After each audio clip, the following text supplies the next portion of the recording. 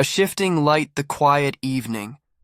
I still remember that evening with a clarity that lingers, like a photograph etched in my mind. It wasn't a night of grand events or loud revelations, but something subtle and profound shifted within me, leaving an imprint I couldn't shake. The house was unusually quiet, a rare stillness settling over the space. My daughter Lily was out with her friends, leaving me alone with the faint hum of the city filtering through the windows. Exhausted from a long day at the office, I sank into the couch, aimlessly scrolling through streaming services, the glow of the screen casting restless shadows. Then came a soft knock at the door. It was late, too late for casual visitors.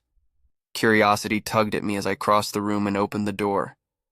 Standing there was Sam, Lily's closest friend since childhood. I'd known Sam for years, watched them grow up alongside Lily, their laughter filling our backyard during endless summer days. Sam was always vibrant, a whirlwind of energy and charm, but tonight something was different. Their shoulders were hunched, their usual brightness dimmed, as if the weight of something unspoken pressed against them.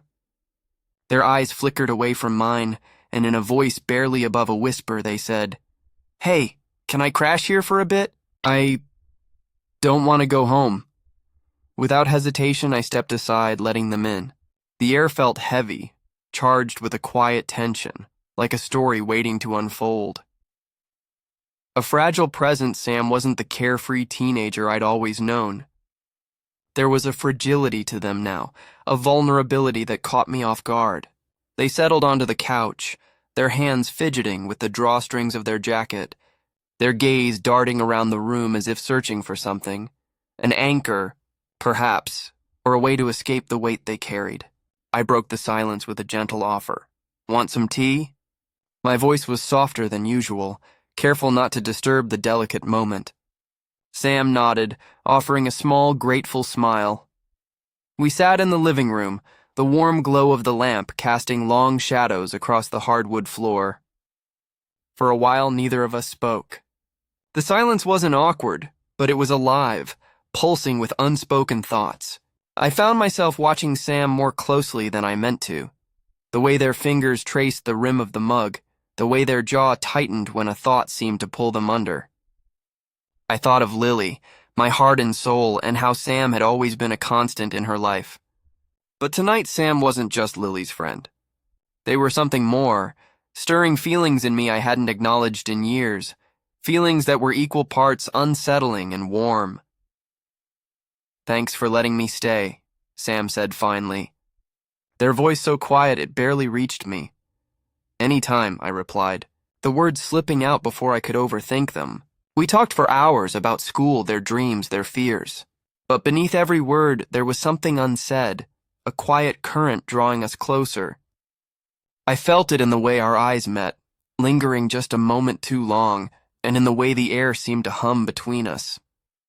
That night, nothing was resolved, but everything had changed. Sam was no longer just Lily's friend. They had become something I couldn't yet name, and I knew this was only the beginning of a story I hadn't anticipated. The morning after. The next morning, sunlight filtered through the blinds, painting golden stripes across the living room. Sam was still there, curled up on the couch, scrolling through their phone with an absent-minded focus. I brewed fresh tea and sat across from them, the weight of the previous night still lingering. "Sleep okay?" I asked, breaking the quiet. Sam shrugged, their usual easy grin replaced by something hesitant. "Not really. Kept thinking." I nodded, understanding more than I let on. I hadn't slept much either, my mind tangled in thoughts of Sam, of the strange pull I felt toward them. Over the weeks that followed, Sam started coming over more often. It wasn't just about hanging out with Lily anymore. They'd show up even when she wasn't home, and our conversations stretched late into the night. We'd sit at the kitchen table, the world outside fading as we talked about life, ambitions, and the quiet aches we both carried. Sam had a way of looking at me that made my defenses falter, like they could see past the walls I'd built to keep everything steady for Lily. One evening, as we sat in the dim light of the kitchen, Sam's words caught me off guard. Do you ever feel like you're living someone else's life? Like you're stuck in a story that doesn't fit you? The question hit me like a wave. I thought of the years I'd spent hiding parts of myself, keeping everything safe and predictable for Lily's sake. Yeah, I said after a long pause. More than you know. Sam's eyes softened, a flicker of vulnerability passing through them. In that moment, the distance between us felt smaller, the boundaries I'd always maintained starting to blur. I realized then that this wasn't just about Lily's friend anymore. It was about two people, both a little broken, finding something in each other that felt like home. A shifting tide, as weeks turned into months. Sam's visits became a quiet rhythm in my life, one I hadn't known I needed. There was a comfort in the routine, two people sharing space, stories, and unspoken feelings without the pressure to define them. One rainy afternoon, with Lily at her dance practice, Sam and I were alone in the house. The soft patter of rain against the windows created a cocoon of calm, but inside, something was stirring. Sam sat close on the couch, nervously twisting the hem of their shirt. I wanted to say something to ease the tension, but the words wouldn't come. Instead, I reached out, my hand brushing theirs in a fleeting, instinctive gesture. The touch was brief, but the spark it ignited was undeniable. Sam looked up, their eyes wide and searching, filled with a mix of fear and longing. "I'm scared," they whispered, their voice trembling. "Me too," I admitted, my own voice barely steady. "But sometimes fear means it's real." We sat in silence, the space between us heavy with everything we weren't saying. That night, as I lay awake, I thought about how fragile this connection was, how one misstep could unravel it all. Yet, despite the risks, there was a warmth growing in me, a hope I hadn't felt in years, a quiet craving. The evenings that followed settled into a pattern I hadn't expected to cherish. Sam would drop by even when Lily wasn't around, and we'd sit on the back porch sipping tea or listening to the hum of the night. They always stayed longer than they planned, and I never asked them to leave. One clear night, under a sky scattered with stars, Sam leaned back in their chair and sighed. "My place feels so empty," they said. "Like no one really sees me there." I turned to them, my heart tightening. "I see you," I said, the words carrying more weight than I intended. Sam's eyes met mine, and for a moment, the world felt still. There was no need to say more. We both understood that something had shifted between us, something neither of us had planned but couldn't ignore. The boundaries, the fears, the consequences, they were still there, looming like shadows. But for the first time in a long time, I felt alive, caught in a story I hadn't meant to write but couldn't stop living. The days stretched on, each one carrying the quiet weight of our connection. Sam and I never crossed the line, never named what was growing between us, but it was there in every glance, every shared silence. It was fragile, complicated, and undeniably real, and as I looked at Sam sitting on my porch under the starlit sky, I knew this was a story worth risking, even if I didn't yet know how it would end. A quiet love story. The rain was relentless that evening, drumming against the windows of my small apartment, filling the quiet left by my son Liam, who was away visiting his grandparents for the weekend. I didn't expect company, least of all Caleb, but just as the sky darkened, there came a soft knock at the door. I opened it to find him standing there, his jacket soaked, dark hair plastered to his forehead, and his hazel eyes carrying that same unguarded look I'd seen the first time he'd shown up unannounced months ago. "I didn't want to be alone tonight," Caleb said, his voice low, almost lost in the patter of rain. He didn't offer more, and I didn't ask. I just stepped aside and let him in. We ended up in the kitchen, the linoleum cool under our bare feet, the kettle humming softly as it warmed. It felt easy, like we'd done this 100 times before, though we hadn't. Caleb leaned against the counter, his hands stuffed in his pockets, staring at the floor. "Sometimes," he said, his voice barely above a whisper, "I feel like I'm trapped in a glass box. People look at me, but they don't see me." His words hung heavy, trembling with something raw. I could feel the weight of them, the ache of being known but not understood. "I see you," I said softly, surprising myself with the steadiness in my voice. His eyes lifted, meeting mine, searching for something, truth maybe, or proof that I meant it. I didn't look away. I couldn't. He stepped closer, just a fraction, enough for me to notice the way his breath hitched. My pulse quickened, not from fear but from something deeper, something that felt like recognition. "I don't know what this is," he whispered, his voice cracking. "Neither do I admitted, my own voice soft but sure. "But it feels real." A small smile tugged at his lips, the kind that carried both hope and sorrow. Then slowly, like he was testing the air between us, his fingers brushed mine on the counter. It was barely a touch, but it sent a jolt through me, sharp and electric. We stood there, frozen in that fragile moment, hand grazing hand, eyes locked, the world fading to nothing but the two of us. We didn't rush it. We didn't need to. There's a kind of truth that lives in the quiet spaces, in the not yet, in the waiting. And in that silence, I knew this wasn't just a fleeting moment. This was something more, something we couldn't name but couldn't ignore either. Caleb didn't leave that night. Neither of us said it out loud, but we both understood he needed to stay, needed the warmth of someone who saw him for who he was. We moved to the living room, the television flickering with some show neither of us cared about. His shoulder pressed against mine, tentative at first, then steady, like it belonged there. My arm rested on the back of the couch, not touching him, but close enough to feel his warmth. "I used to think I'd always have to hide," Caleb said, his voice so low it was almost drowned out by the hum of the TV. "Like this part of me, it's not something I could ever show." His words hit me hard, because I knew that feeling too, the weight of keeping yourself locked away, too afraid of what the world might say. "You don't have to hide here," I said, my voice steady despite the tightness in my throat. "Not with me." He turned his head just enough for our eyes to meet, and in that moment something in him broke open. Gratitude, relief, maybe both. Then slowly, like he was afraid the moment might shatter, he leaned his head against my chest. I didn't hesitate. My arms wrapped around him, natural and needed, like they'd been waiting to do just that. He let out a shaky breath like he'd been holding it for years, and I felt his heart beat fast and steady under my hand. Mine matched it, beat for beat. We didn't speak after that. We didn't need to. That quiet embrace, close and safe, said more than words ever could. For the first time in years, I felt something shift inside me, an old ache starting to ease. Nothing more happened that night, but everything had.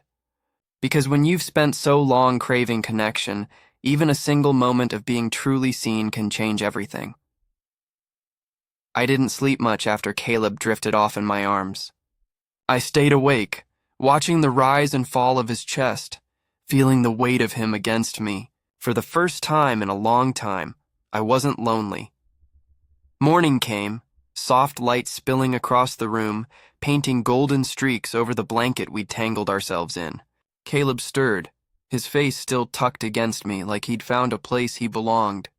And in that moment, I knew it wasn't confusion or a fleeting feeling.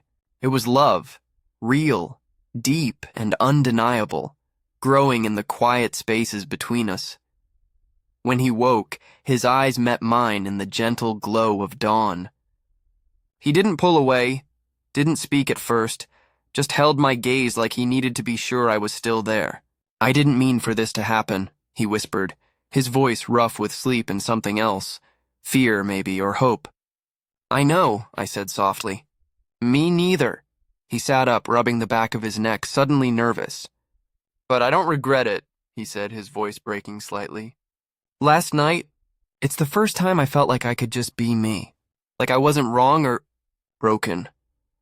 My chest ached at his words because I understood that fear too well. "You're not broken, Caleb," I said gently. "You're just brave enough to be real." His eyes glistened, and he shook his head like he couldn't quite believe it. "But this—" he paused, searching for words. "It's complicated. You're Liam's dad, He trailed off, the weight of it settling between us. I exhaled slowly. I don't think love is ever wrong, I said. But yeah, it's complicated. He looked at me, his gaze searching, vulnerable. So what do we do? I leaned forward, resting my hand over his. We be honest. With each other. With ourselves. He squeezed my hand like he was anchoring himself to me.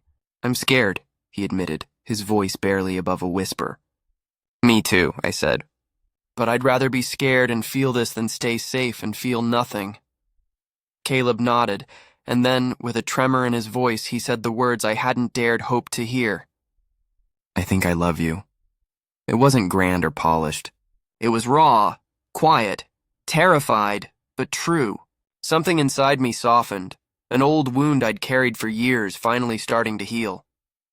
I pressed my forehead against his. You don't have to say it perfectly, I whispered. You already did. In that quiet moment, the truth between us took root. No more pretending, no more almost just us. After that morning, nothing was the same. Caleb kept coming back, but it wasn't about stolen glances or casual visits anymore. We carved out time for each other, moments that belonged only to us. We didn't rush to define it, didn't force it into a box. We let it grow, fragile and real in the spaces where we felt safe. Weeks passed, and the quiet connection deepened. We'd sit on the couch talking about nothing and everything, his dreams of opening a small bookstore, my memories of raising Liam, the fears we'd both buried for too long. Sometimes we'd just sit in silence, his hand in mine, the weight of his presence enough to make the world feel right. One evening, as we sat on the balcony watching the city lights flicker to life, Caleb turned to me, his expression soft but serious. What happens when Liam comes back? He asked. The question hung heavy, because we both knew the answer wasn't simple. Liam was my son, and Caleb was his friend. The lines we'd crossed weren't just ours to navigate. We'll figure it out, I said, squeezing his hand. Together. He nodded, but I could see the worry in his eyes. I don't want to lose this, he said quietly. I don't want to lose you. My heart tightened. You won't, I promised. This is real. We'll find a way. And we did, one careful step at a time. We didn't hide, but we didn't rush to announce it either. When Liam returned, we told him the truth. Not all at once, but in pieces, letting him see the love that had grown between us. It wasn't easy, and there were moments of tension, of questions we didn't have answers for. But Liam saw how much Caleb meant to me, how much I meant to him. And slowly, he understood. Caleb and I didn't have all the answers, but we had each other. And in the quiet moments, his head on my shoulder, my hand in his, the world soft and still around us, that was enough. It was love, complicated and beautiful, and it was ours. A quiet love story. The air was thick with the scent of blooming jasmine that evening when Lucas knocked on my door. It was late summer, the kind of night where the heat lingers but the breeze carries a promise of cooler days. I was in the kitchen wiping down counters that didn't need wiping, trying to fill the quiet that had settled over the house since my daughter, Mia, left for college. Lucas was her friend, had been since their high school days, when they'd spend hours sprawled on my living room floor, arguing over music or laughing at some inside joke I'd never quite catch.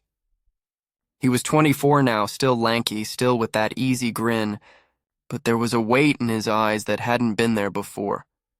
Ms. Harper, Clara, he corrected himself, shifting on the doorstep, his hands stuffed into the pockets of a faded denim jacket.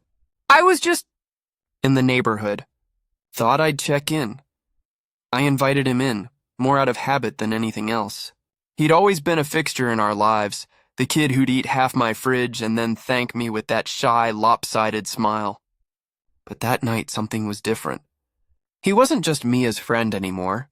He was Lucas, standing in my kitchen, talking about his new job at the community center, his voice low and steady, like he was trying to convince himself he belonged there. I listened, poured him a glass of iced tea, and before I knew it, hours had passed. The conversation drifted. Work, books, the way the town had changed since we were both younger. It was easy, too easy, and when he left I stood at the door longer than I should have, watching his silhouette fade into the dusk.